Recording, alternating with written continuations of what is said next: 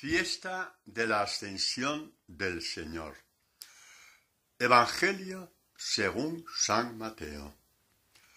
Los 11 discípulos marcharon a Galilea, al monte que Jesús les había indicado, y al verle le adoraron. Algunos, sin embargo, dudaron.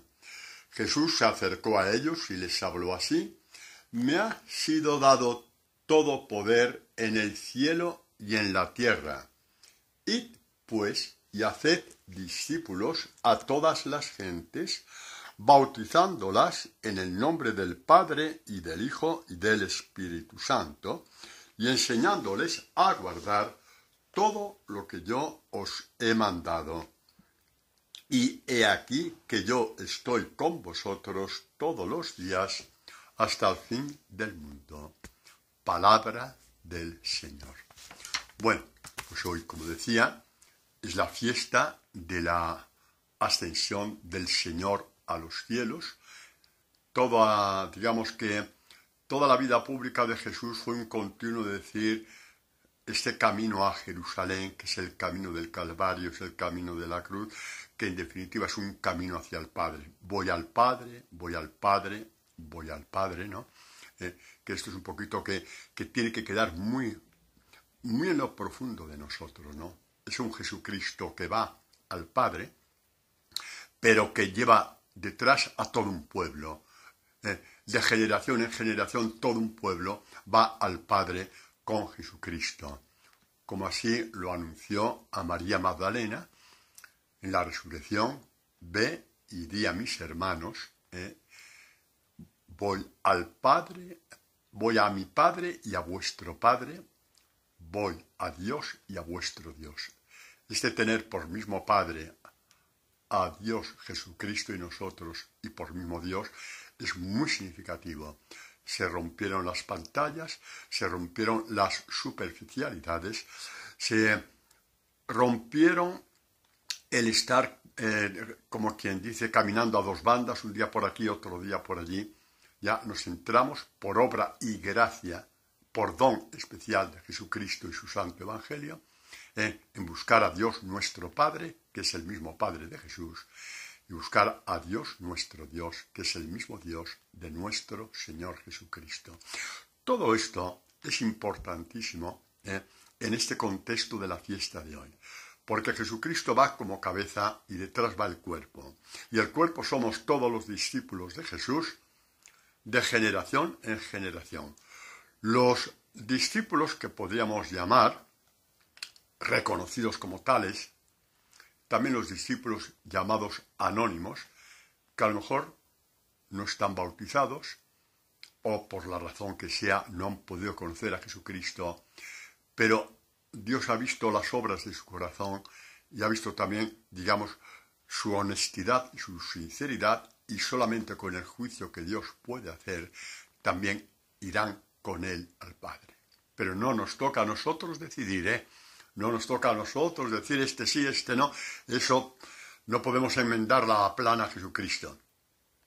Eso solamente Jesucristo es el que tiene, digamos, la autoridad para decir quiénes son mis hermanos que van a mi Padre y a vuestro Padre, a mi Dios y a vuestro Dios. Vamos a ver cómo nos cuenta Lucas la ascensión del Señor, porque lo explicita muy bien, ¿no? Cada evangelista es un catequista, ¿no? Y cada uno da las catequesis como le inspira el Espíritu Santo, y en esas catequesis, pues de estas catequesis salieron estos evangelios. Todas son igualmente válidas, y cada uno coge un prisma y una faceta. Lucas nos lo dice así: lo sacó hasta Betania y alzando sus manos los bendijo. Y sucedió que mientras los bendecía, se separó de ellos y fue llevado al cielo.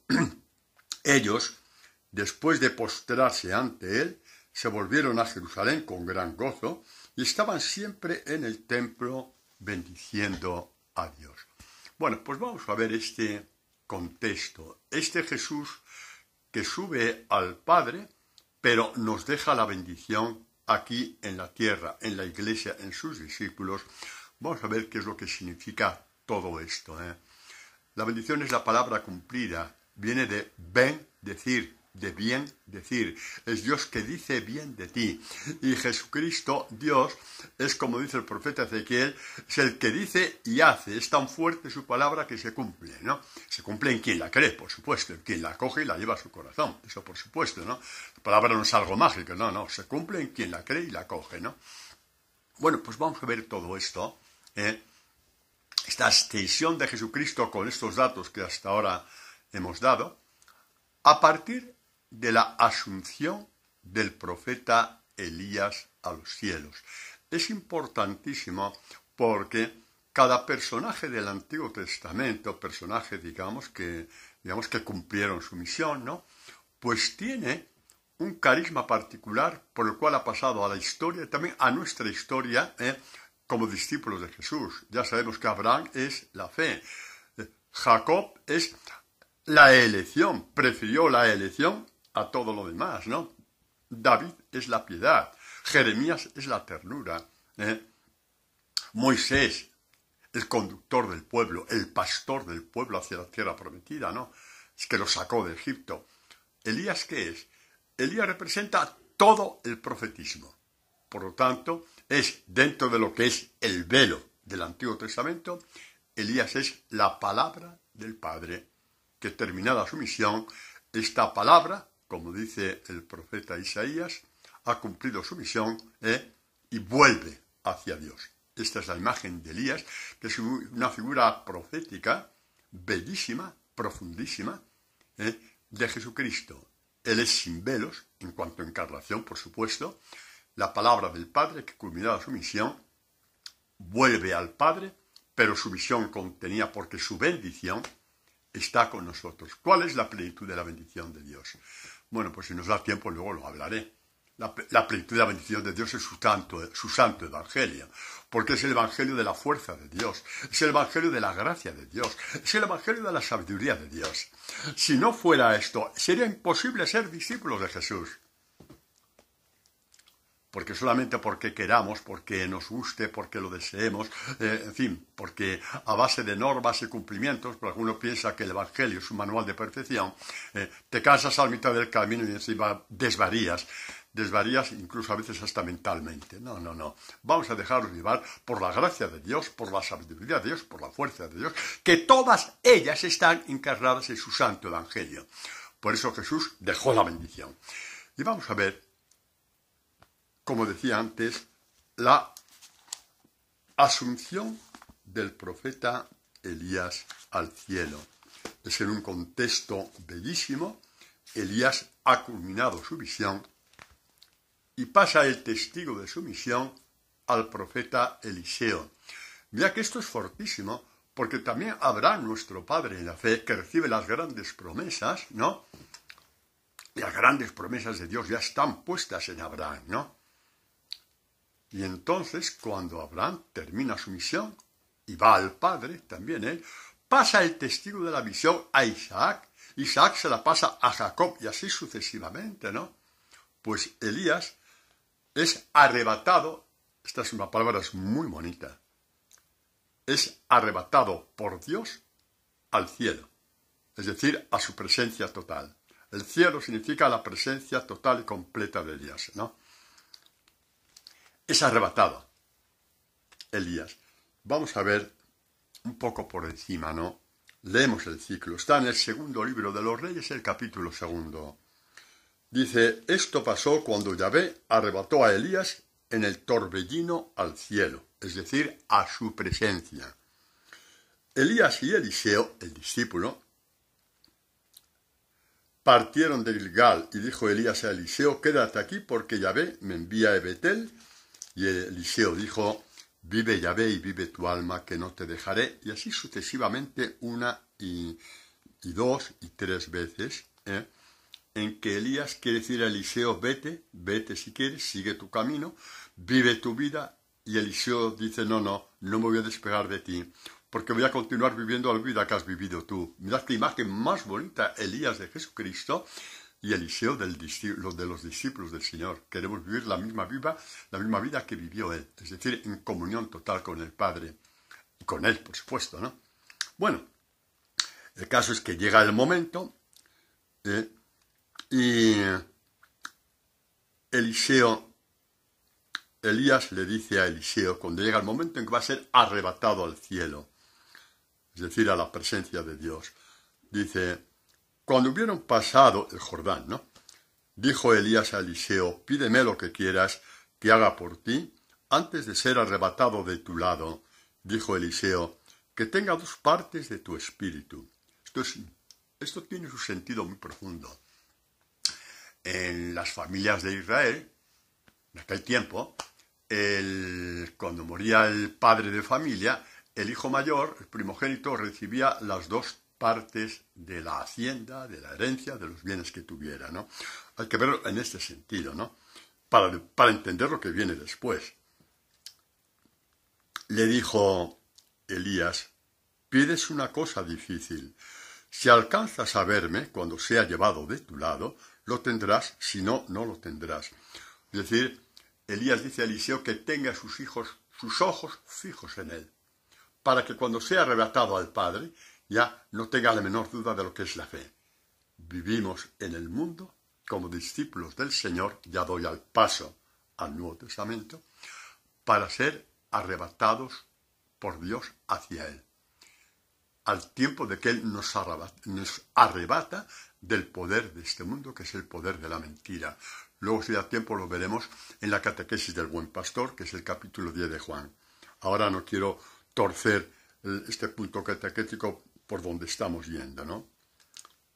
Bueno, así que iban caminando mientras hablaban, cuando un carro de fuego, con caballos de fuego, se interpuso entre ellos, y Elías subió al cielo en el torbellino. Dice, Eliseo le veía. Mira cómo pone otra vez el verbo ver. Fijos los ojos en Jesús, dice el autor de la carta a los Hebreos. El día que dejemos de fijar los ojos en Jesús, es tan fácil desviarse, es tan fácil coger una espiritualidad sin chicha ni limoná, como decimos en España, que no va a ninguna parte, que te da un poco como si fuera una compresa fría en tus heridas y de ahí no pasa, porque no cura tus heridas. Eliseo veía como Elías subía al cielo y gritó, Padre mío, callos y caballos de Israel, auriga suyo. Qué textos más bonitos que dice acerca de su maestro, ¿no? Y no le vio más. El caso es que cuando Elías subió al cielo, asió sus vestidos y los desgarró en 2, y tomó el manto que se le había caído a Elías, y se volvió, detuviéndose en la orilla del Jordán. Elías dejó caer el manto para que Eliseo recogiera el testigo. ¿Qué tiene que ver esto con Jesucristo? Calma, ya lo veremos después, que es mucho más bonito de los que nos podemos imaginar. Realmente el mayor don que Dios puede dar a una persona en este mundo es penetrar profundamente el Evangelio.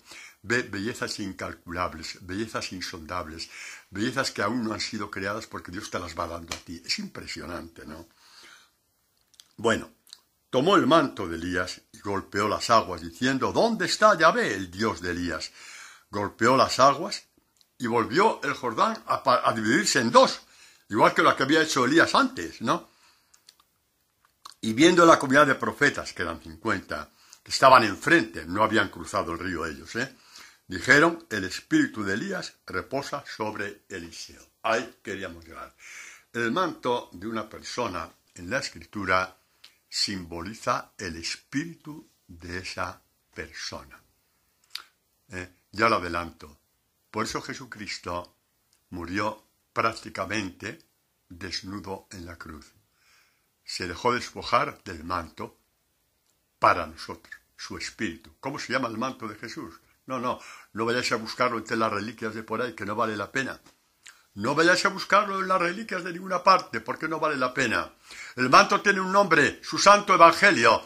Y cuando San Pablo dice en la carta a los romanos, revestíos de Cristo, y lo dice una y otra vez en distintas cartas, Dice, revestíos de su espíritu, revestíos del Evangelio de Dios. Porque el Evangelio son las palabras que Jesucristo recibió del Padre, y por eso Jesucristo dirá tantas veces, lo que yo os digo no os lo digo por mi cuenta, es mi Padre que me los dice a mí y para vosotros. Para mí que pueda ser fiel a mi misión, y para vosotros, para que podáis alcanzar el discipulado, porque si no, no hay como ser fiel a la misión que yo os pueda dar. Nuestra herencia es el Evangelio de la gracia. Nuestra herencia es el Evangelio de la sabiduría de Dios. San Pablo llama a Jesús en la primera carta a los Corintios fuerza de Dios y sabiduría de Dios. Y en los Hechos de los Apóstoles al Evangelio le llama el Evangelio de la gracia. Y en ese contexto, el Evangelio podemos dar 3 títulos insustituibles, 3 columnas del discipulado. Es la gracia de Jesucristo, la fuerza de Jesucristo, la sabiduría de Jesucristo. Todo eso es el Evangelio. No vayamos detrás de sucedáneos, no vayamos detrás de placebos. Vamos al Evangelio de Jesús, porque en él está el Espíritu de Jesús, en él está el manto de Jesús. Se dejó despojar del manto, para que te revistieras tú con él, porque si no, no hay cómo ser discípulo del Señor. Y habrá gente que se pueda desanimar, y es normal, cuidado, es normal, diciendo, bueno, entonces, si no hay otra forma de ser discípulo de Jesús, si no es revistiéndonos de su Evangelio, ¿qué será de mí? Una pregunta muy inteligente que denota una cierta humildad, siempre que te la aclares. Porque una vez que te la aclares y continúas igual, ya no es humildad, es soberbia por una parte, y por otra parte, decir, como soy así, no voy a cambiar. Y ya abandonas la guerra, abandonas el combate, como diría San Pablo. Ese combate contra Satanás y sus mentiras, para que Dios te arrebate hacia él con su santo evangelio, mientras ya estás en este mundo. Es lo que Pablo llama revestíos de Cristo. Bueno, pues, para aquellos que hemos tenido miedo de decir yo nunca llegaré, en principio, como os he dicho, está bien decirlo, siempre que no se convierte en una coletilla de tu vida para no hacer nada, para no convertirte, para rechazar palabras del Evangelio. Entonces, no, ahí estás en la perversidad, cuidado, ahí estás en la perversidad, no. Bueno, nos viene bien escuchar lo que el Espíritu Santo inspiró al salmista, a este fiel israelita que va en peregrinación hacia Jerusalén. ¿Qué catequesis hay detrás de este salmo? El fiel israelita que va en peregrinación hacia Jerusalén. Hombre, es una catequesis bellísima que habla de la peregrinación que hacemos todos los hombres en la vida buscando a Dios. Este hombre quiere ir a Jerusalén porque ahí contempla la gloria de Dios, la fuerza de Dios, como decía Santo Rey David. No, digo Santo Rey David porque lo fue. Mira que pecó, pero es santo. Eso para que nos animemos, para que nos animemos. Bueno, pues este hombre va cantando en la predicación. Qué amables son tus moradas, Señor Dios mío. Mi alma anhela detrás de los atrios de Dios. Mi corazón y mi carne gritan de alegría porque voy hacia ti, hacia el Dios vivo. Voy a estar en tu presencia, Señor. Estamos hablando del Antiguo Testamento y mirad lo que sentía ya este salmista, ¿no? Cómo sentía la presencia de Dios en el templo. Cuanto más cuando uno sabe que está caminando hacia la presencia de Dios. Y que en cierto modo, cuando tú entras en el Evangelio en estos momentos tan profundos de tu vida, sabes que estás en presencia de Dios. Por supuesto que la Eucaristía también, por supuesto que sí. Simplemente insisto en lo del Evangelio porque esto puede pasar tranquilamente en tu cuarto, en el salón de tu casa. A una hora, qué sé yo, a las 11 de la noche que están todas las iglesias cerradas. O por lo menos no tienes una iglesia abierta cerca de tu casa a esa hora. Y estás en presencia de Dios, ¿no? Y esto ya lo anuncia el salmista. Pues bueno, para no insistir mucho en esto, porque la catequesis es tiene datos muy importantes, tiene manantiales muy bellos, muy profundos, pues decir cómo este salmista, al hacer el camino hacia Jerusalén, Dios le ilumina y dice a un cierto momento, ¿no? Dice, al pasar por el Valle del Bálsamo, en este peregrinar, ¿no? Lo hacen un montanar. Esto os lo he dicho otras veces. Un discípulo que camina hacia el Padre va sembrando oasis en el desierto de la vida donde tanta gente se muere en la nada de sus nadas. Sí, en la nada de sus nadas. Los años se encargan que se nos vaya cayendo el chiringuito que nos hemos montado. Se nos caen los palos de sombrajo. Y de pronto encuentras un oasis. Ese oasis lo ha sembrado un discípulo en su caminar hacia el Padre. Y en ese oasis te refrescas y encuentras a Dios. Es que la vida es así. Eso también es evangelización, por supuesto que sí. Ir sembrando, plantando oasis en tu camino hacia Dios. Un gesto de caridad, una predicación, una adoración de Santísimo, un compartir tus bienes con los pobres, un perdonar al enemigo y que todo el mundo sepa que has perdonado, un hablar bien de tu enemigo delante del grupo, y eso ahí sí que realmente es una acción de Dios sobre todo el grupo. Eso es sembrar oasis. Eso es evangelio bellísimo, tal cual lo predicó y lo vivió en primer lugar Jesucristo. A mí hay una cosa que os lo cuento confidencialmente, que por una parte me asusta y por otra parte me da una pena inmensa. Gente buena, repito, gente buena, pero que a lo mejor hablas con ellos y en sus conversaciones más o menos piadosas, pues lo normal, es decir, como dice San no sé quién, y cita una frase de no sé quién, como dice santa, como dice tal, como dice cual, todos santos o santas, que no es que esté mal, pero es que nunca les he oído decir, nunca, es decir, casi nunca, en general, nunca les he oído decir, como dice Jesús en el Evangelio. Es que eso no está en su boca. Y yo me asusto por una parte, por otra parte me da pena. Me da pena. Me da pena. Porque no hay que dejar el Evangelio de Jesús de nuestra boca cuando hablamos con los demás. Como dice Jesús en el Evangelio, es que no lo nombran. A lo mejor por cada vez 20 veces que nombran a un santo o una santa, nombra una vez el Evangelio y en la mayoría de las veces, os lo digo, como sacerdote, ninguna. Me da pena porque serán siempre menores de edad en la espiritualidad. Nunca crecerán. ¿Se salvarán? Por supuesto que sí. Pero el espíritu no lo tienen crecido. Porque lo que hace crecer nuestro espíritu es el Evangelio de Jesús. Es su manto. Es el Evangelio de Jesús, repito, es su manto. De etapa en etapa, como decía el Salmo.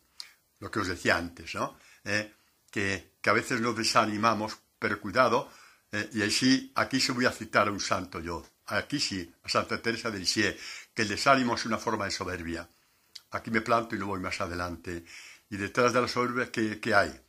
Esa tozudez de no dar tu brazo a torcer ante el Evangelio de Jesús, porque te viene demasiado grande para lo pequeño que eres. Tienes que crecer a la altura del Evangelio. Jesús quiere que sus discípulos crezcan a la altura del Evangelio. Solamente crecerás cuando sepas que el Evangelio es libertad, que el Evangelio es tu vida, que el Evangelio es tu personalidad, que el Evangelio te asemeja a Jesucristo. Sí, es lo que te asemeja a Jesucristo. No te esfuerces, no seas tan ridículo de querer parecerte a San Pepito Pérez, por muy santo que sea, o a Santa Pepita Manzano, por muy santa que sea. Lo tuyo es parecerte a Jesucristo. Y el Evangelio es el molde que te asemeja a Jesucristo.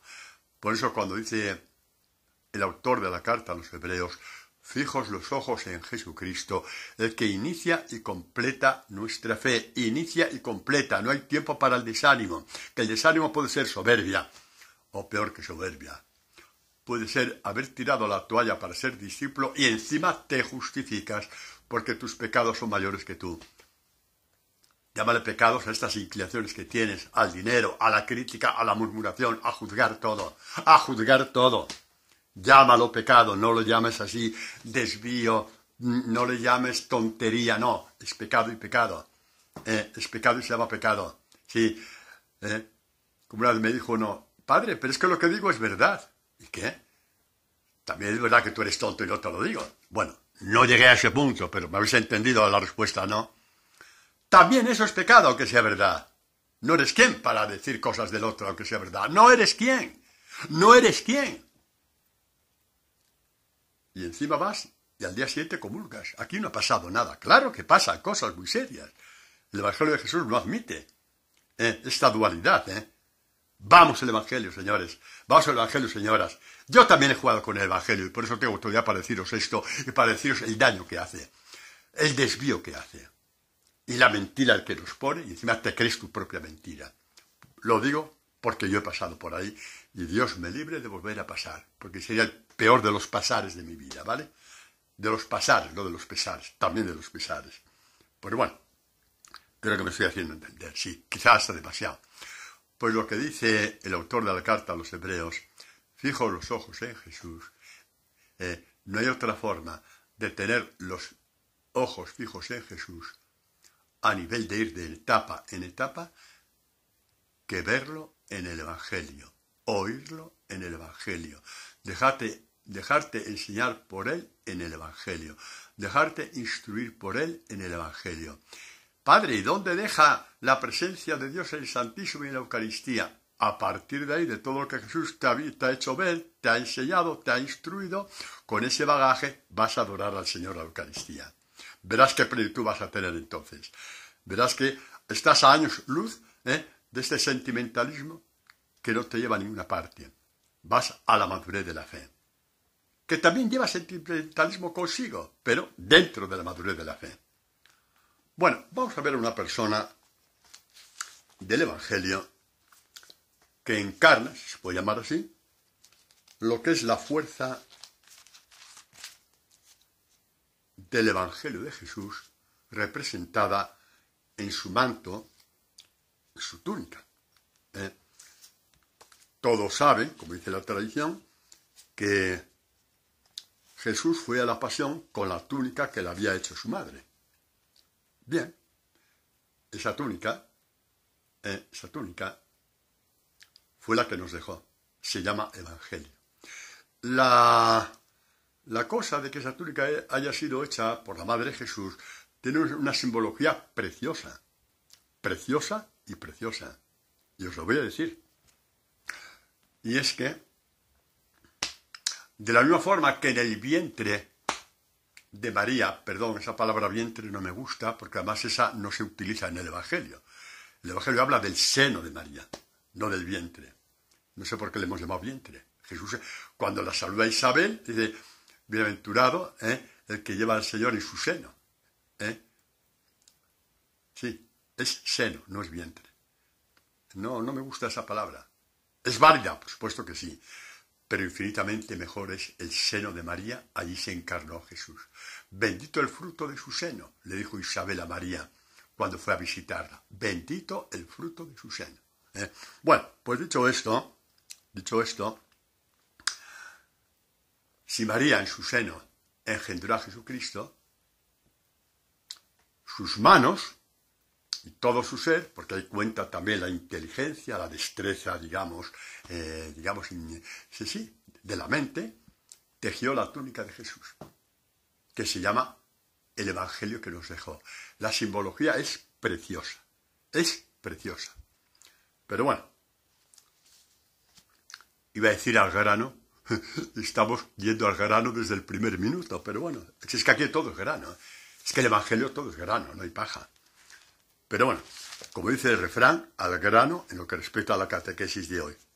Muy bien, pues vamos a ver esta mujer que desde hacía no sé cuántos años, lo vamos a leer ahora, sufría flujo de sangre y había intentado curarse yendo a médicos por ahí, médicos por allá, plantas medicinales, aromas, en fin, cosas de esas que todo el mundo hace creyendo que se va a curar de los males interiores que tiene, ¿no? Porque perder la sangre, la Escritura, es perder la vida. Perder la vida es no haber encontrado a Dios, por ejemplo, que es vida con mayúscula. Y lo peor que le puede pasar a un hombre es que a un cierto momento de su vida se le caen los sombrajos y se queda en la nada, porque ya de lo que ha hecho poco le sirve, y la nada le pasa la factura. Menos mal que Dios, Jesucristo, tiene misericordia con todos y le dice, ven a mí, que estás en la nada. Venid a mí que estáis cansados y agobiados. Y dirá en otra ocasión, te has olvidado de mí durante 60 años en tu vida. Ahora en la nada vienes a mí, ven que no te echaré fuera. Esto no sé qué versículo es, pero está en el Evangelio de San Juan, que conste, lo podéis ver. El que venga a mí no le echaré fuera. Este es nuestro Dios. No el Dios del sol que tiene un látigo en la mano como mucha gente quiere ver. No, este es nuestro Dios. Este. El que vas y no te echa fuera, hayas hecho lo que hayas hecho. Por eso os repito, los que vais a recibir esta catequesis, reenviadla, porque hay mucha gente que está viviendo la nada y esto a lo mejor le va a dar la vida. Reenviadla, a no ser que os digan no me envíes, reenviadla. Reenviadla. Podéis sacar de la nada existencial, esta nada traumatizadora a muchísima gente. Bueno, pues esta mujer está viviendo esta experiencia, años y años, vete tú a saber si para entonces había adivinos, que siempre los ha habido en toda la sociedad. A lo mejor esta mujer iba a que le echaran las cartas por aquí y por allá, o tal médico aquí, tal médico allá, o tal planta aquí, tal planta allá. La hemorragia de la vida solamente la puede detener Dios. Y es lo que le pasa a esta mujer. Tiene una hemorragia de vida. ¿Y qué hace? Es impresionante. Voy a leer el texto y vamos a puntualizar después. Una mujer, esto es Marcos del capítulo 5, del versículo 25 en adelante. Una mujer que padecía flujo de sangre desde hacía 12 años y que había sufrido mucho con muchos médicos y había gastado todos sus bienes sin provecho alguno. Antes bien, yendo a peor, habiendo oído lo que se decía de Jesús, se acercó por detrás entre la gente y tocó el manto. Esa mujer oyó y creyó. Oyó y creyó.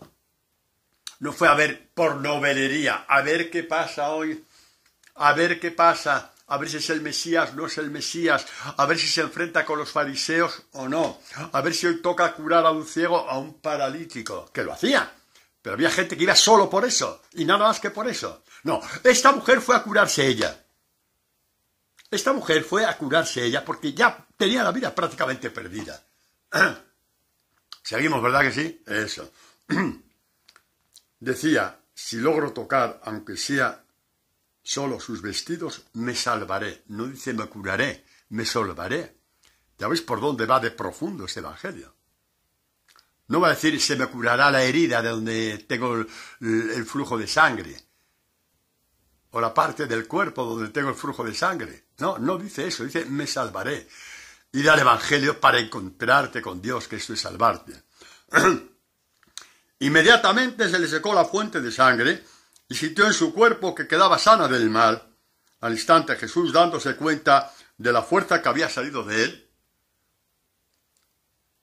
y su manto es lo mismo. La fuerza salió tocando el manto. Y Jesús dijo la fuerza que había salido de él. Él y su manto, porque su manto significa su espíritu igual que significaba para Elías. Y entre nosotros está y se llama Evangelio de Jesús. Lo tienes a tu disposición 24 horas al día. No pierdas más el tiempo. Vete al centro de los centros, a la esencia de las esencias, a la vida de la vida, a la presencia de las presencias, el Evangelio de Jesús. Y luego, si te gusta San Francisco, bendito sea Dios, que a mí me gusta mucho. Yo he estado en así más de una vez.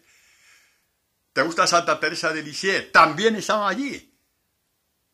Y lo cito muy de vez en cuando, porque mi alma se llama Evangelio de Jesús.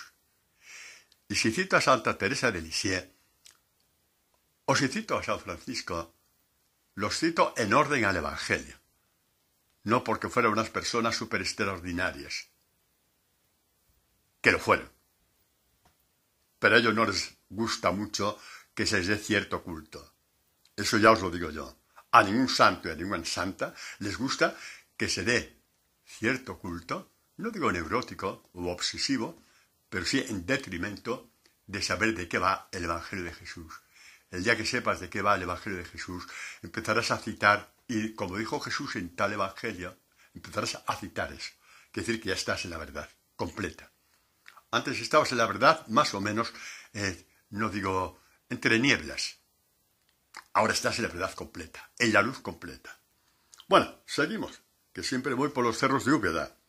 Los que me oigan de Jaén un día me van a matar, porque como digo tal siempre eso, lo del cerro de Úbeda, lo digo porque en Jaén me escucha bastante gente, cualquier día me van a declarar persona non grata. Pues bueno, ¿qué se le va a hacer? No puedo caer bien a todos, claro. Mi problema es que no caigo bien a ninguno. Pues bueno, eso es otra historia que os contaré otro día, ¿vale? Al instante Jesús, dándose cuenta de la fuerza que había salido de él, se volvió entre la gente y decía: ¿quién me ha tocado los vestidos? Sus discípulos le contestaron: estás viendo que la gente te oprima y pregunta. Los discípulos no se enteraron de nada, Los discípulos a estas alturas no se han enterado de nada. Esta mujer sí, sabía lo que quería. Sabía lo que quería, tocar el Espíritu de Dios. Sabía lo que quería. La gente te oprime, pregunta quién te ha tocado. Él miraba a su alrededor para descubrir a la que le había hecho.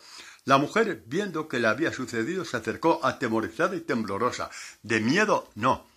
El temblor y temor que tenían los santos patriarcas en el Antiguo Testamento cuando hablaban con Dios. Un hombre hablando con Dios.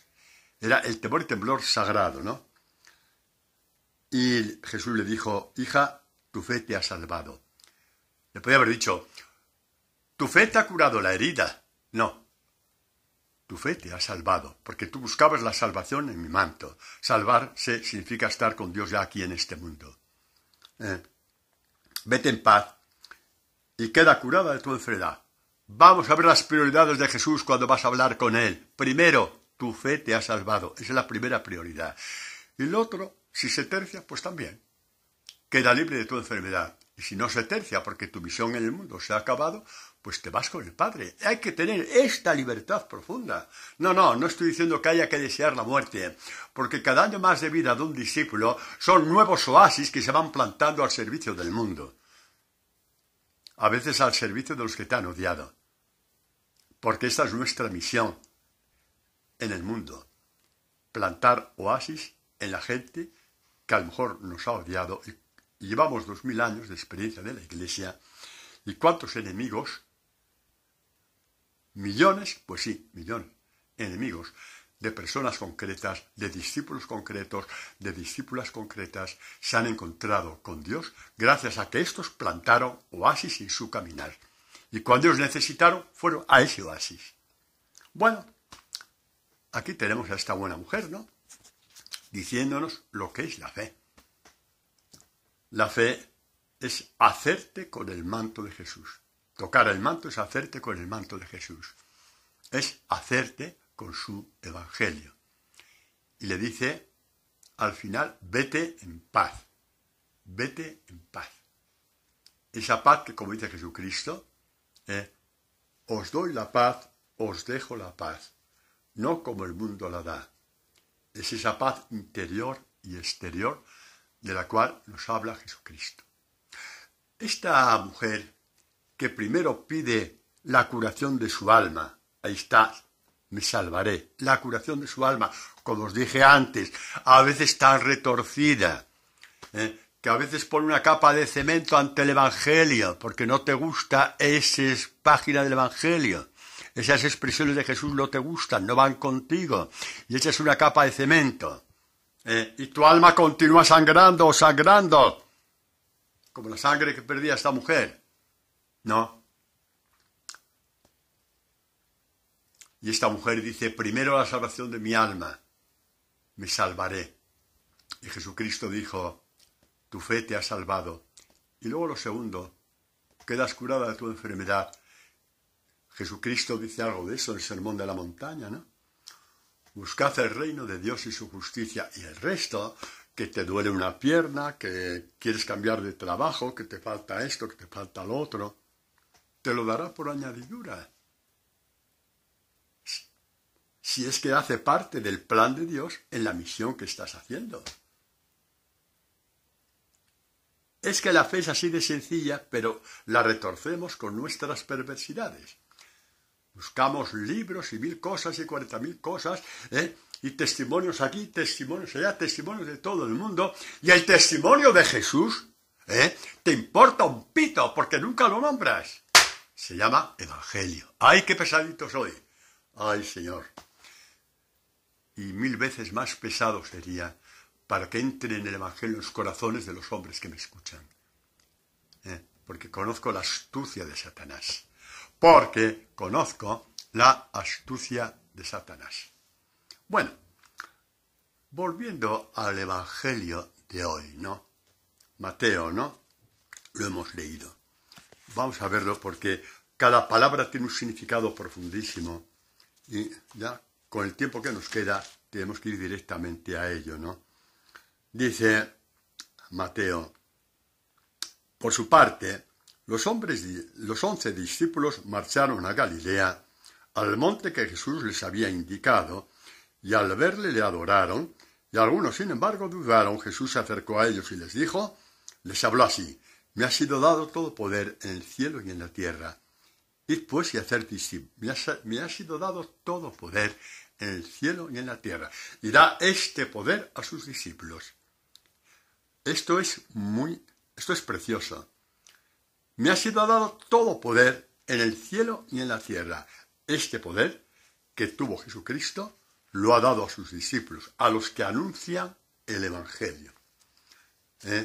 Ya os dije tantas veces, el anuncio del Evangelio se hace bien explícitamente, que esto es la mayoría, la inmensa mayoría, bien implícitamente, por la caridad, por las buenas obras. Tuve hambre y me diste de comer, tuve sed y me diste de beber. La mayoría hacen las dos cosas. Pero si a mí, por ejemplo, que yo predico un día sí y otro también, por obra y gracia de Dios, nunca estaré.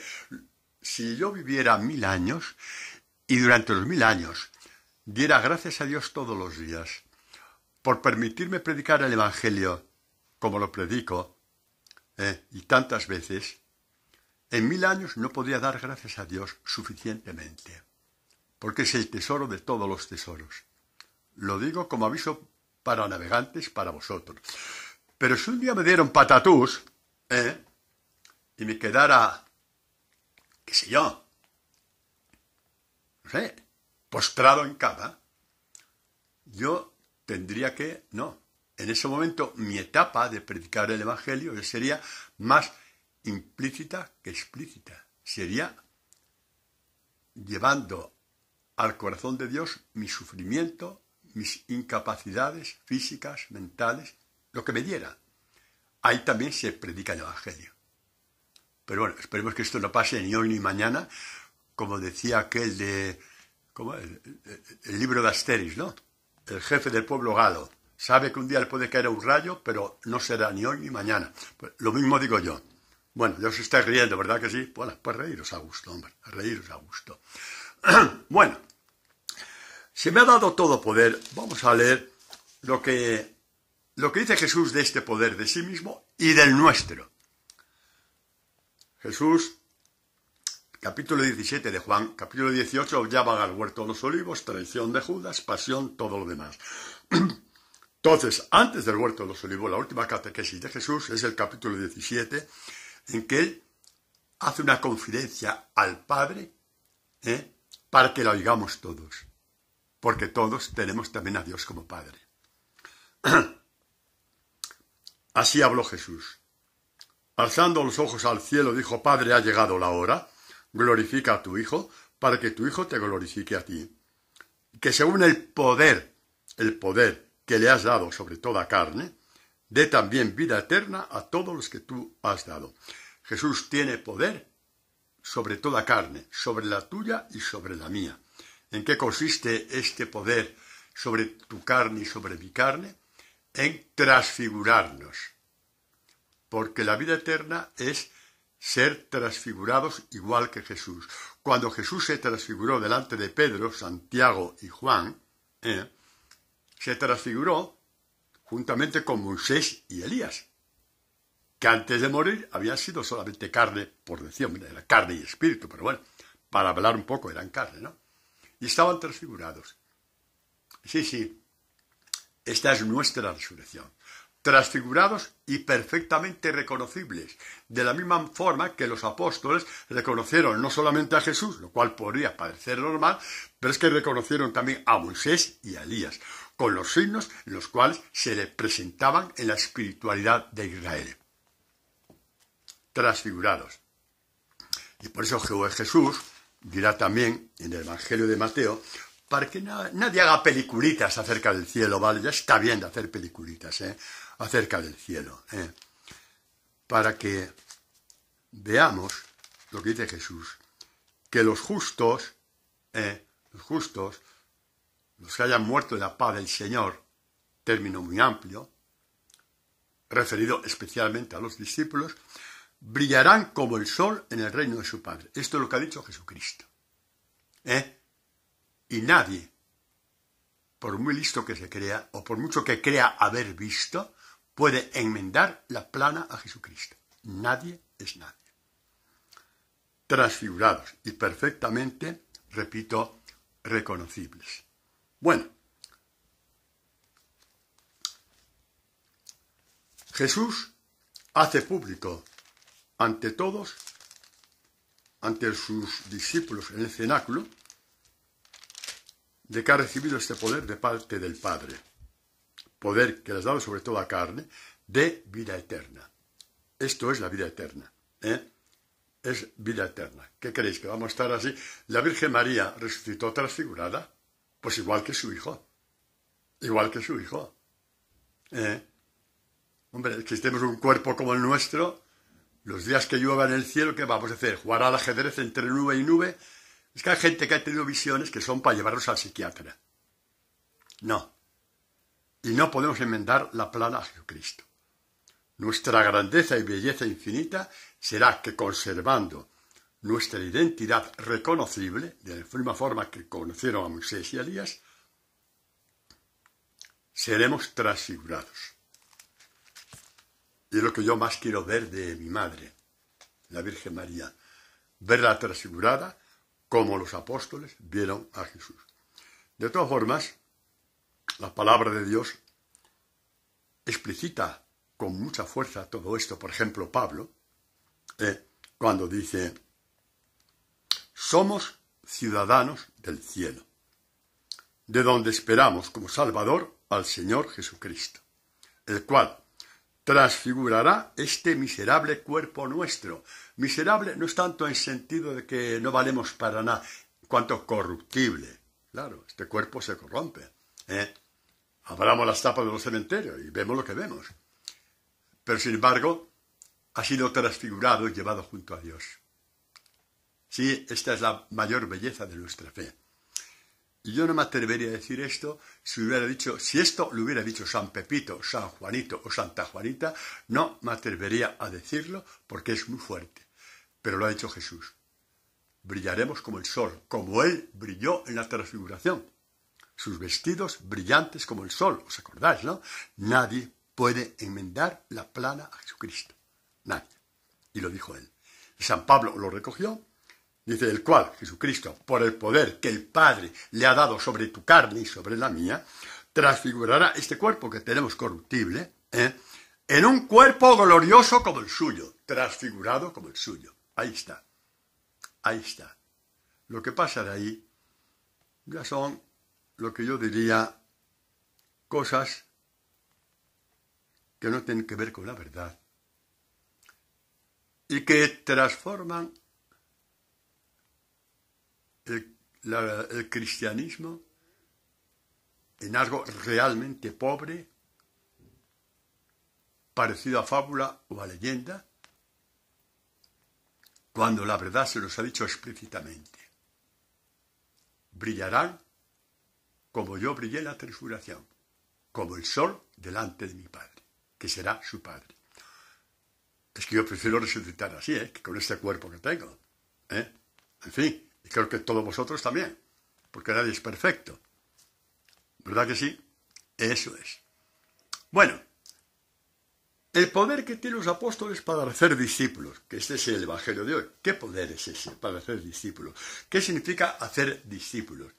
significa infundir en ellos por la predicación la gracia del Evangelio, el poder del Evangelio y la fuerza del Evangelio. Este es el poder que tiene. Pero también tiene un poder especial, sin la cual el anuncio del Evangelio de esta forma no es posible. Repito, que nadie se equivoque, sin la cual el anuncio de este Evangelio, es decir, lleno de la gracia de Dios, lleno de la fuerza de Dios y lleno de la sabiduría de Dios, no es posible. Serán solamente palabras humanas, palabras de buena educación, palabras de valores humanos, palabras de no sé qué y de no sé cuánto. Lo más parecido a una regla de urbanidad, y eso no es el Evangelio. No es un manual de comportamiento. Es el gran don de Dios. La plenitud de la bendición de Dios se llama Evangelio. Cuando Dios subió al cielo y iba bendiciendo a los apóstoles, bendecir, bien decir, es la palabra de todas las palabras que salió de la boca de Dios. La plenitud de la bendición de Dios se llama su santo Evangelio. Por eso no lo tenemos que quitar de nuestra alma ni de nuestro corazón, ni de día ni de noche. No podemos hacer sucedáneos, hablando cosas que no a la gente que no les cambian el corazón. ¿De acuerdo? Bueno, pues el poder que Dios da a sus discípulos, agarraos bien la cintura, porque vais a saltar de alegría. Es este poder que no tuvo Pedro, y por eso negó a Jesús. Que no tuvo Pedro en la pasión, y por eso negó a Jesús. Pues mirad qué poder es este. Dice Jesús, en esa catequesis interminable, porque es infinita en manantiales, como todo el Evangelio. Del capítulo 10 de Juan del Buen Pastor, dice a los discípulos, de todas las generaciones, a ti y a mí. Tú me puedes decir, es que yo no he llegado todavía al discipulado. Pues a lo mejor yo tampoco. Pero vas de etapa en etapa, igual que salmista, ya eres agradable a Dios, no te preocupes. Basta que no te plantes diciendo hasta aquí he llegado. No te preocupes. Mientras estés de etapa en etapa, estás en el corazón de Dios. No tengas miedo. Que nadie te mienta, que nadie te engañe, no te desanimes. No seas pesimista. Eso viene del demonio. Estás en una etapa, mira la siguiente. Y da los pasos conforme Dios te va indicando. Y quién sabe si esta catequesis no es un paso más. También para mí, por supuesto que sí. Bueno, al grano, que siempre me pierdo. Dice a sus discípulos, por eso me ama el Padre, porque doy mi vida para recobrarla de nuevo. Nadie me la quita, yo la doy voluntariamente. Escuchad ahora, tengo poder para darla y poder para recobrarla de nuevo. Esto es para nosotros, discípulos.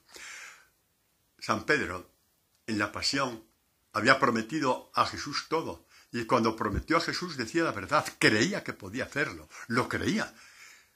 Y prometió posiblemente conmovido y entusiasmado. Creía, pero cuando llegó el momento de dar la vida por Jesús, no tenía ese poder todavía. Ahora sí. Por eso es entrañable cuando... No dejamos a Pedro, porque ahí está ya un poquito el broche de oro de esta catequesis. No dejamos a Pedro. Pues ya sabéis que después de la resurrección va al encuentro de Pedro. Pedro, ¿me amas? Señor, tú sabes que te quiero. Pedro, qué grande es Pedro. Ha negado a Jesucristo, pero no renuncia a recuperar el amor al Señor. Un hombre más grande no lo hay. Tú has fallado al Señor tantas veces. ¿Y qué? Mientras digas, todavía quiero quererte, todavía quiero convertirme, ahí está el Señor preguntándote, Felipe, ¿me amas?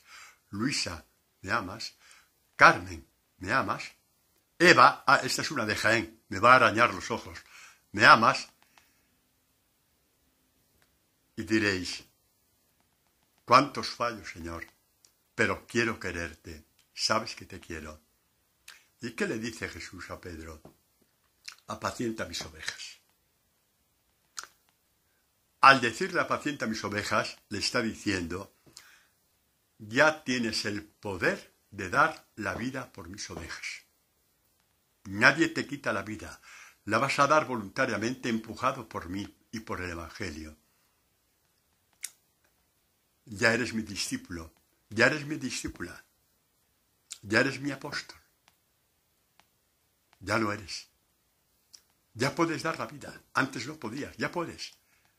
Ya puedes. Tienes poder para dar la vida. Y tienes poder para recuperarla. Porque yo estoy contigo y no permitiré que te la quiten. Morirás, pero vivirás.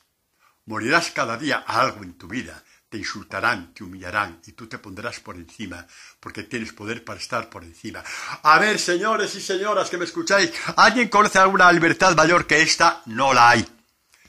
Ni todos los filósofos del mundo, ni todos los psicólogos del mundo, ni todos los educadores del mundo, ni todos los sabios del mundo podrán encontrar una libertad mayor a esta.